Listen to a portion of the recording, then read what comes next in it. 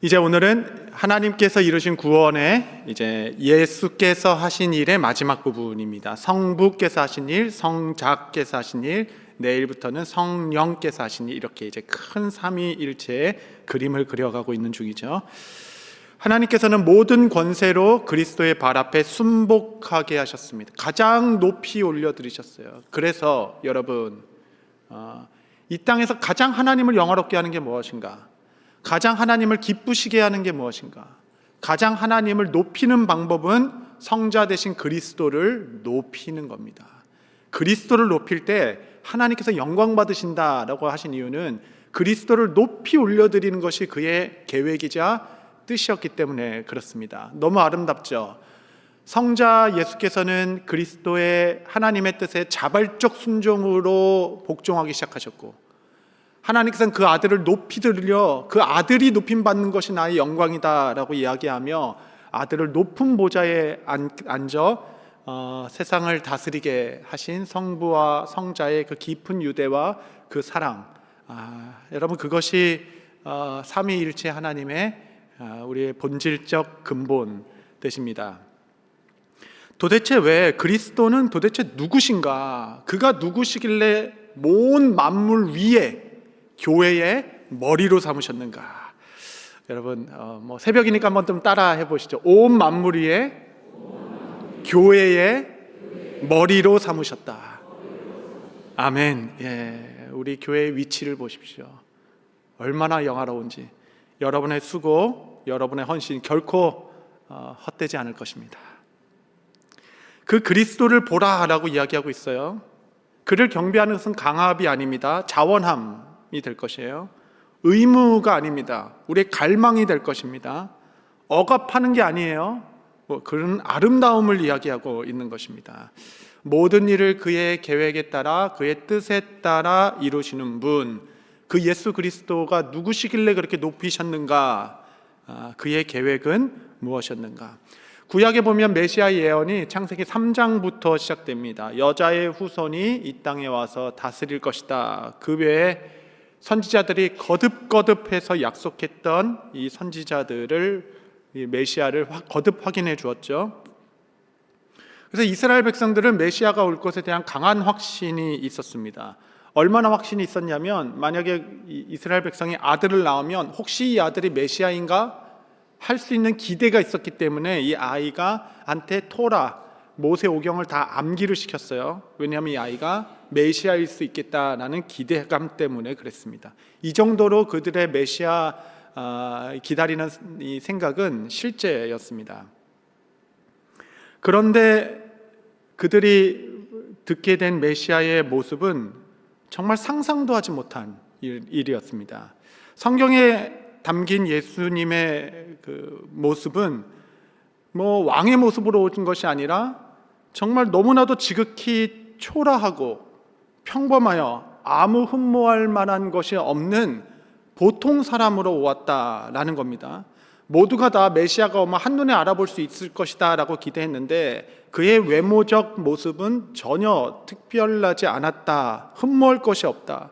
오히려 그는 질고를 지고 수치를 당하셨고 나무에 달린 자마다 저주를 받았다고 했는데, 그는 나무에 달려 죽은 자를 메시아라 얘기하는 것은 결코 그들이 받아들일 수 있는 내용이 아니었습니다.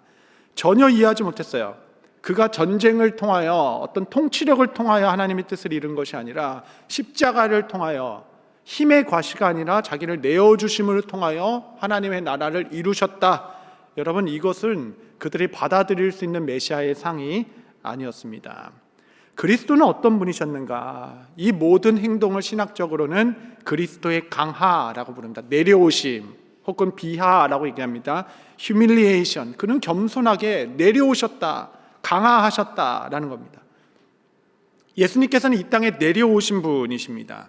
그는 본체 하나님과 동등된 분이셨으나 동등된 영광과 지위를 포기하시고 이 땅에 내려오신 분입니다. 인간이 되셨는데 인간 중에 내려오신 것도 놀라운데 그들 중에 왕으로 군림하신 것도 아니고 인간으로서의 가장 기본적인 어떤 그 존중과 그것도 없이 인간들 중에서도 더 낮춰서 그분은 마국간의 짐승 염을 통해서 나셨다라는 겁니다. 그러니까 태어날 때부터 가장 비천한 자의 모습으로 이 땅에 오신 그리스도, 인간이 된 것도 놀라운데 그 인간들 중에서도 가장 어떻게 그런 비천할 수가 있냐 할 정도로 더 낮아지신 분 되시죠. 짐승의 염을 통해서 탄생하셨기에 그날의 첫 번째 탄생의 증인이 목자가 될 수 있었던 겁니다. 당시 목자는 가장 비천하고 낮은 자들이었죠. 들판에 밤새고 양을 지키는 목자는 가장 아주 그냥 그 비천한 자들이 하는 일이었겠습니다. 천사가 그에게 나타나서 아기가 낳았으니 너희가 증인이 되어라 라고 이야기하죠. 그런데 여러분, 목자들이 어떻게 아기 예수를 찾아가겠어요? 그들이 무슨 동방에 무슨 박사학위가 있어가지고 별만 봐도 따라갈 수 있는 뭐 신령한 지식이 있는 것도 아니고 무슨 뭐 특별한 영성이 있어서 아기를 보자마자 알아볼 수 있는 것이 아니었습니다. 그래서 우리가 이런 비천한 자들이 무슨 증인입니까? 아기 예수를 우리가 어떻게 알아보나요? 라고 했을 때 천사의 대답은 이 구유의 아기가 누였다. 아니, 구유의 아기가 왜 누이는 겁니까? 아니, 다른 거는 못 찾아도 그냥 그 마국간에 그 염을 통해 아이가 누워 있다는 것이 사인으로 아이를 찾으라 하니까 목자가 찾을 수 있는 거예요. 여러분, 예수님이 헤롯 궁전에서 왕의 자녀로 나셨다면 목자가 무슨 수로 아기를 찾아가 증인이 될 수 있겠습니까? 들어가지도 못해요. 뭐 이 3차, 4차 경비대가 있었는데 1차도 통과 못합니다. 그런데 마국간의 가장 초라한 모습으로 여물통 위에 나셨기 때문에 지식이 없는 자도 비천한 자도 예수님이시군요. 예, 이 그곳에 계신 구유에 계시군요. 이렇게 찾아갈 수 있도록 목자와 같은 자도 배우지 못하고 그 신분도 아주 비천하다라고 얘기하며 그냥 밤에 그냥 허송세월 보내면서 이런 자들도 예수님을 증인으로 삼을 수 있도록 가장 낮은 자까지 누구라도 증인이 될 수 있도록 가장 낮은 자리로 오신 예수님. 그래서 목자와 같은 우리도 증인으로 부름받을 수 있었던 것 아니겠습니까? 주님이 낮아지셨기 때문에 이 비천한 우리들도 이 신령한 사명을 받아 충성할 수 있게 된 거 아니겠습니까? 사람들 가운데 오실 뿐만 아니라 또 자기를 비우셨다. 그러니까 영광과 지위를 다 내려놓으시고 그 사람들 중에도 종이 되셨다라고 얘기했죠. 그리고 종으로만 살아간 것이 아니라 종보다 더 아래 죽기까지 복종하셨으니 그 십자가에 죽으심이라. 십자가까지 내려갔다. 이 십자가를 구약적 표현은 수홀입니다. 그 수홀, 가장 깊은 곳. 그러니까 요나가 점점점 밑으로 지금 다운되고 있잖아요. 요나는 산속에 있다가 해안까지 나왔다. 해발 0도 해안까지 내려왔죠. 배를 타서 배 타고 쭉 가다가 물에 빠져 물고기로 수월 밑에까지 내려왔죠. 더 점점점 내려가고 있는 인생. 그곳에서 예수님을 만나죠. 주님께서 그 깊은 곳으로 내려오셔서 우리를 만나 주셨다. 이것이 그리스도의 비하, 그의 겸손하신 그의 낮아지심입니다. 빌립보서는 너희는 이 마음을 품으라 라고 얘기합니다. 너희는 이 세상의 소금과 빛이라 이렇게 얘기하죠. 소금의 특징이 뭔가요? 소금의 이제 그 비유의 본질적 특징은 짜다, 짠맛을 내라, 이제 녹아져서 이런 내용인데 또 하나의 소금의 특징이 있어요. 소금은 흔하다라는 겁니다. 소금은 어디서나 제일 쌉니다. 소금이 가치가 없어서가 아니에요. 소금이 없으면 뭐 맛을 낼 수가 없잖아요.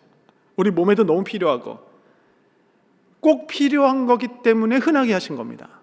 공기와 같이, 물과 같이 꼭 필요한 것은 하나님께서 흔하게 해주셨어요. 우리를 사랑하셔서. 그래서 소금은 흔한 겁니다. 흔한 거. 그래서 여러분, 뭐 특별한 목사님이시다, 아주 귀중한 목사님이시다라는 것은 칭찬이기보다는 좀 잘 생각해 봐야 돼요. 목회 잘하고 있나 한번 생각해 봐야 됩니다. 흔한 목사가 좋은 겁니다. 흔한 목사가 좋은 거예요. 어제도 영커플 한 가정 갔는데 그분이 이제 몸이 너무 힘드셔서 기도 중에 계시고 이제 월요일부터 항암 시작하는데 여러분 기도해 주십시오. 시작하는데 담임 목사님을 이렇게 신방받을 줄 몰랐다면서 막 너무 그런 거예요. 너무 정말 이 천국 가기 전에 한번 신방 받을까 했는데 너무 일찍 왔다, 막 그런 얘기 들으면서 야, 내가 지금 목회를 잘못하고 있구나. 이게 뭔가 좀 잘못됐구나. 그래서 여러분 앞으로 저를 소개할 때는 그냥 흔한 목사님이십니다, 이렇게.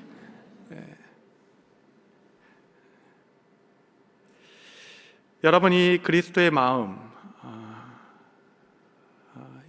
마음이 온 공동체를 하나 되게 합니다. 여러분, 특별히 이 새벽에 깨어 기도하시는 분들에게 이 그리스도의 그 낮아지는 이 마음, 너희는 이 마음을 품으라 하셨으니까 그 마음이 있게 되시기를 바랍니다. 그런데 이제 대반전이 일어나는 거예요. 대반전이 일어났습니다. 그런 그리스도, 강하 되신 그리스도를 주님께서 승기라고, 말이 어려운데 exaltation이라고 하죠. 높이셨다. 하나님께서 그를 하늘 높이 높이셨다라는 겁니다. 빌립보서 2장 9절 10절 한번 다 같이 읽겠습니다. 시작.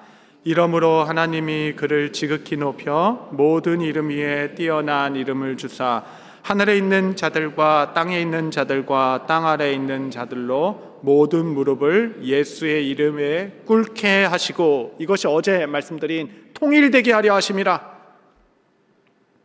모든 자들과 하늘 위와 땅 아래 모든 자들이 다 그리스도의 권위 앞에 무릎 꿇도록 하나님께서 그를 높이셨다. 9절은 이러므로 라고 시작했지만 본문에는 이를 통하여도입니다. 낮아짐을 통하여, 그의 강하 순종을 통하여, 그의 십자가를 통하여 라는 뜻입니다.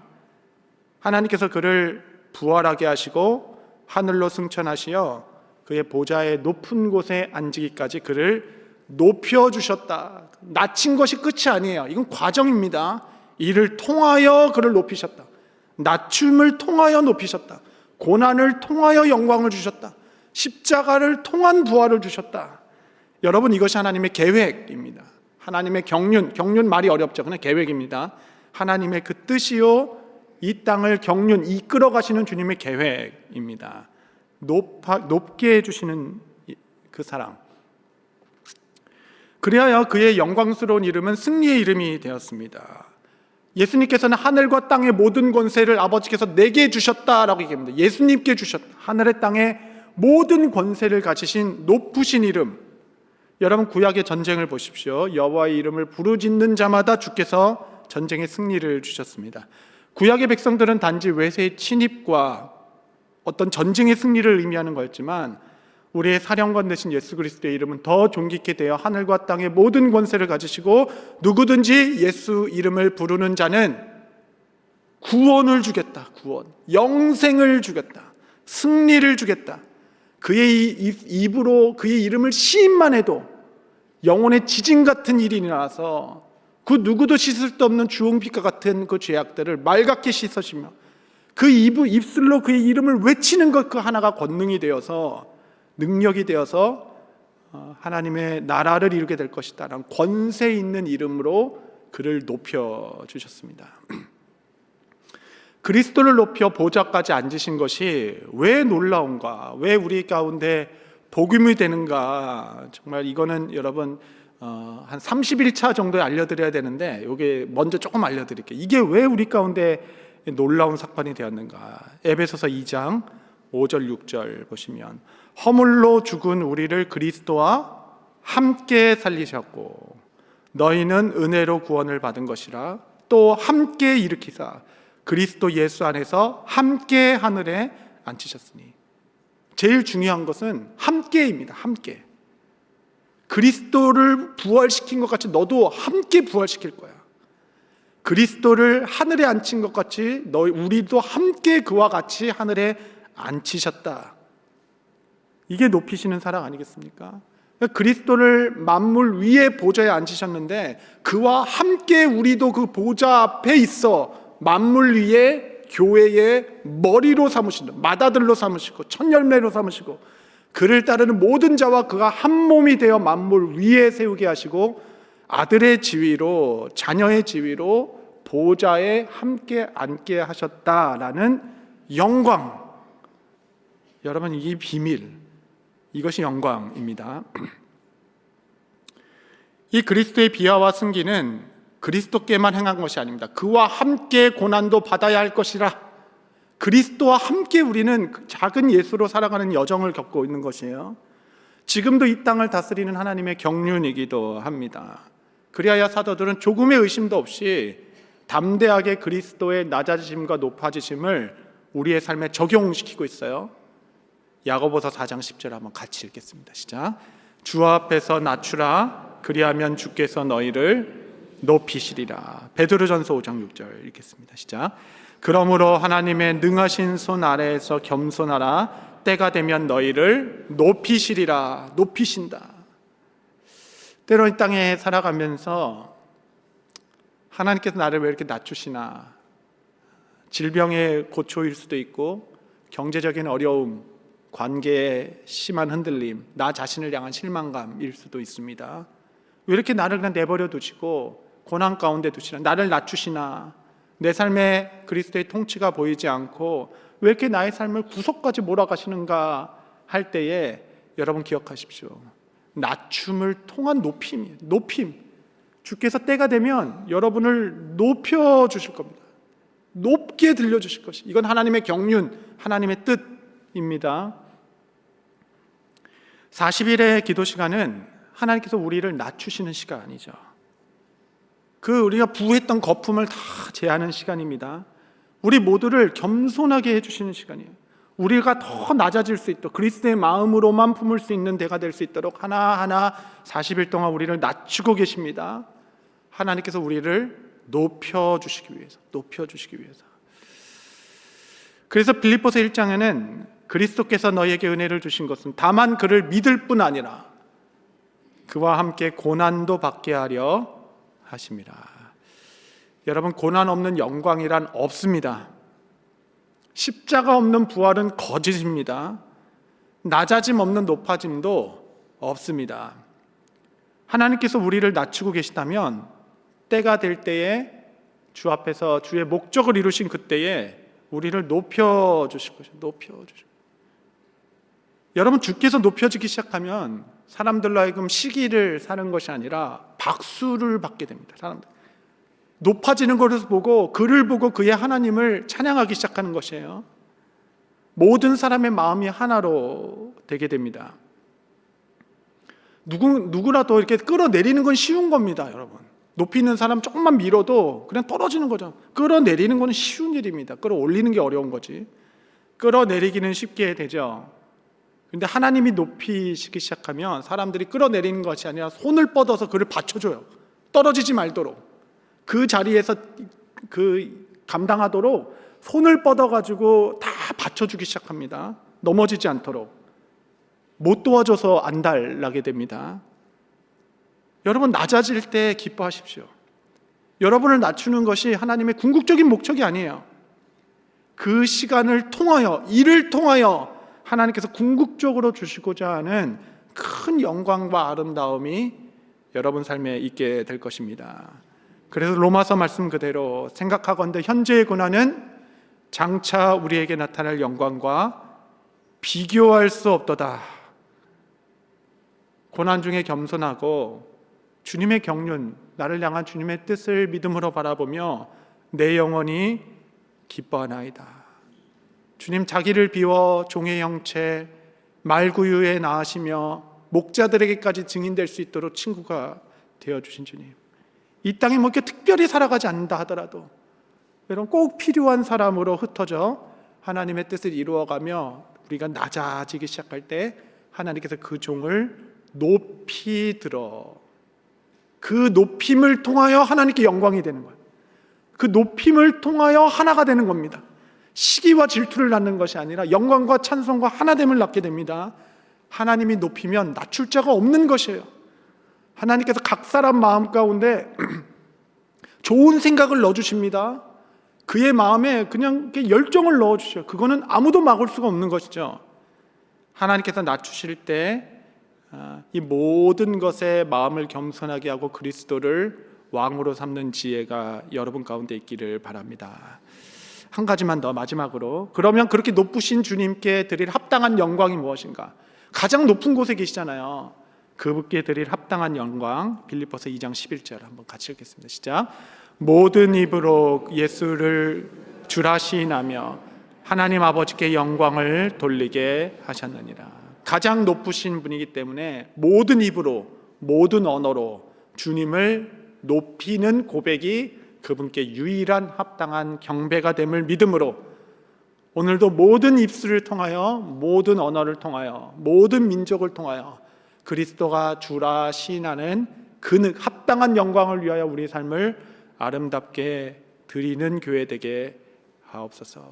주님의 낮아지심과 하나님의 그를 높으심, 그 경륜, 그 계획에 따라 우리의 삶을 아름답게 드리는 우리 모두 되시기를 바랍니다.